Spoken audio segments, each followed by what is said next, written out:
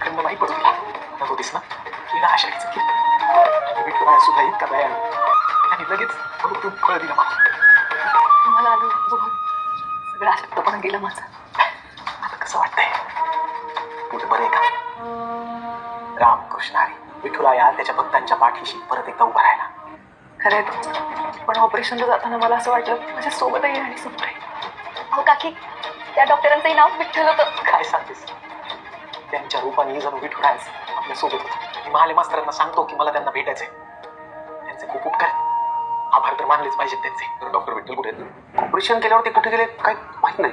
अरेच्या सराव असे कसे गेलेत नाही म्हणजे मला त्यांना नीट थँक्यू नाही म्हणताल मला आभार मानायचे त्यांचे. मी वाढवायला सांगतो त्यांना शोधू नका. हां गोपाळ डॉक्टर विठ्ठल कुठे आहेत? व्यंकू महाराजांना भेटायचंय त्यांना. मलाही भेटायचं त्यांना कुठे गेलेत माहित नाही. डॉक्टर गेलेत त्यांना शोधायला. आलात थँक्यू सो मच.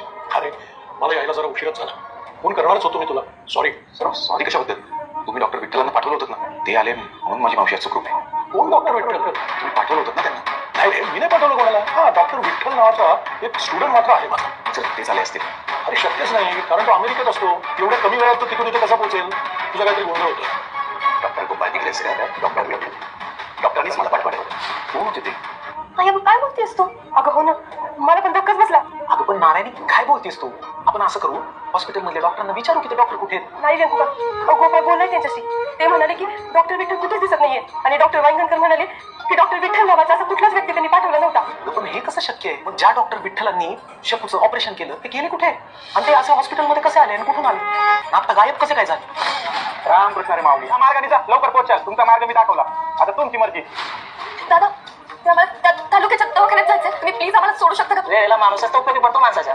काय गोपाळ दादा बरोबर ना पुरी? आता विचार फक्त तुझ्या सासूच्या तब्येतीचा करायचा. ते माझं कामच आहे आणि ते मी करतोच. महाराज अहो विठुराया खरंच आपल्या पाठीशी होता म्हणून शकून त्याला काकी सुखरूप आहेत. विठुराया डॉक्टर विठ्ठल म्हणून तू चालला होतास ना रे. म्हणून असं का वाटतं की तूच वेगवेगळी रूप घेऊन आला होतास आमच्या मदतीला.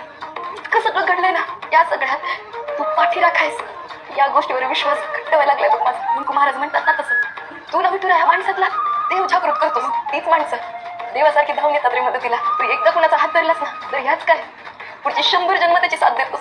त्या माणसावर प्रेम कसं करायचं ना हे तुझ्याकडूनच शिकावं बघ. गेलं कोणी आणि श्रेय कोणाला दिलं? डबलसेटपणा कधी जाणार काय? हे शिकलं तरी आमचा कधी कोणाला जाणार नाही.